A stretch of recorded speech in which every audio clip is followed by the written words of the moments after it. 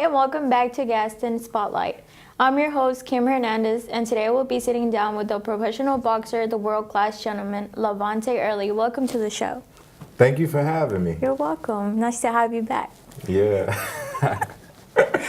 So what got you into the boxing world? Adversity, basically. Me going through a lot of things at home, hanging around with the wrong crowd, being in an environment that really was taking me in the wrong direction. And so my father and my stepmother at the time were looking for something to get me into, to get me off of the streets and away from the people that I was around. And so my father and my stepmother found a boxing gym on the west side of Charlotte. And so they enrolled me in boxing. And when I first got into boxing, it was something that felt different about it. From me playing football and me playing basketball and things like that and baseball, those sports never really felt like they were it. They never really felt like they were home. And so boxing connected with me on a different level because I felt that it was a way for me to really challenge myself on a deeper level. So it took you a couple of sports to see what you liked then, basically. Yeah, definitely. But boxing just challenged me on a whole nother level. And so that's what I ended up sticking with in the end. Okay. So how long have you been boxing for, and at what age did you start boxing? So I started at 16, and I've been boxing for 9.5 years, 10 in February. Okay. So it's been a long journey. And how many fights have you been in the amateur and now that you're a pro? So I've been in over 60 fights in the amateurs, and as a pro, I'm 10-0. Okay. Well, I saw that big win on Saturday. Yeah. Okay. Who has been the biggest supporter from your family? To be honest with you, I haven't had a biggest supporter. I mean, my family has just been such a crazy support system to me. I would say some of the biggest influences is, my father got me into it, you know what I mean? And then my mother, she actually became a promoter after my third or fourth year being pro. Not fourth year. After probably my third year of being pro, she became a promoter. And so to help push my career and things like that. And then my older cousin, he's always since I was started boxing, has always been like a guiding force to kind of help me navigate through life and really grow into a man. And that's really what boxing is all about. It's about, gaining that discipline, gaining that responsibility and things like that. So, I mean, my support system has just been tremendous for my family. It's no one person that contributed in a way that, was bigger than any other. Yeah. It was all, everybody in my family contributing to my success. It's always good to have support from family, especially like you're really close to them, right? Yeah, I'm close to my family. What is it to be well known in your community? Honestly, it's no different. I feel like now when I go places, I get recognized a lot more. People speak to me and things like that. I mean, it definitely feels good, and I appreciate the support from my community, but I don't feel any different.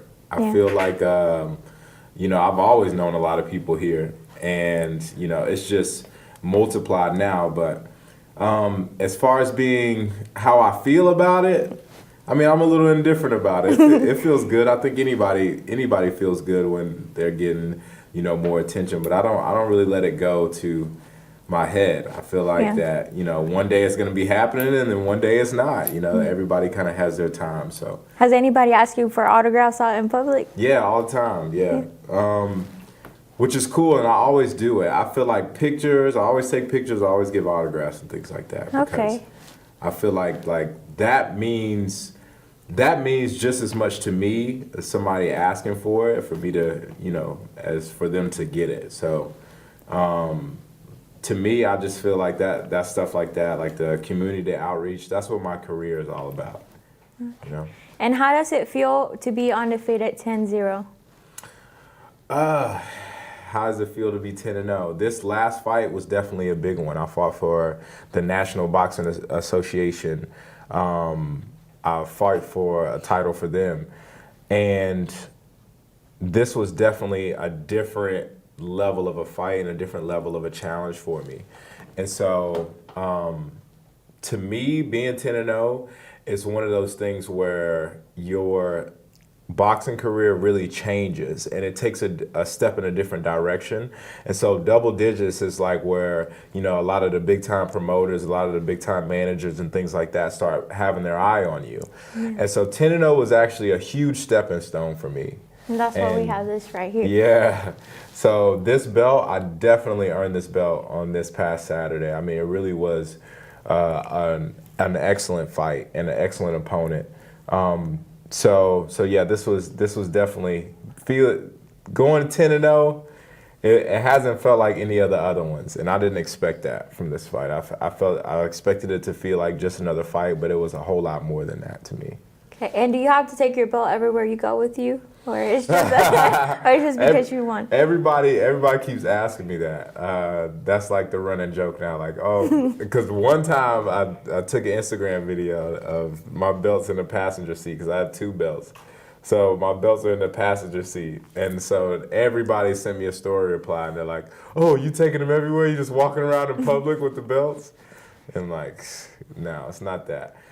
And it's just the first couple of days I want to enjoy it. I didn't want to let it out of my sight. I'm like, no, don't run away. I got to make sure this is still real, you know? So, but no, I don't take them everywhere. I just, you know, when somebody asks me to bring it, or if somebody wants to see it, or if I go to see family and they want to see it, I'll take it with me, things like that. But that first day, so I fought that Saturday, that Sunday, it went everywhere with me. I saw on your Instagram post too. Yeah. It went everywhere with me that Sunday. I was like, yep, my baby. And when is your next fight? I actually don't know yet. I'm still recovering from the last fight.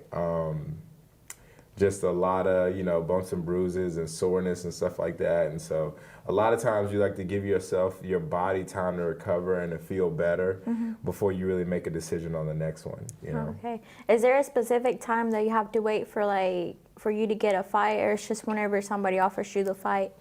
Well, no. So a lot of times that's all decided by, you know, your manager, your promoter, things like that. And of course you have to be like, oh, well, you know, I'm willing to fight between this time and this time. But a lot of times that's organized through, you know, the manager and the promoter and things like that.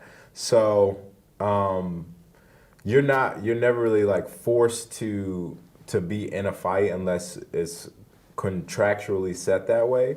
But yeah, that pretty much is decided by your team.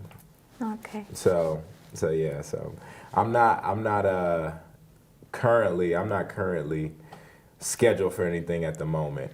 Okay. So I'm just trying to stay out the way right now. I'm just trying to heal up. Do you have any merchandise or anything that has your brand on it, and where can we find your merchandise at? Oh yeah, so yeah, I have a bunch of stuff with my brand on it. I actually have a clothing line. So my website is attire.style. So it's ATTIRE.style, literally .style. And there is all my merch from my clothing line. It's all my merch from my past fights and things like that. And the easiest way to get to that link is my Instagram, VON_WCG, Von WCG.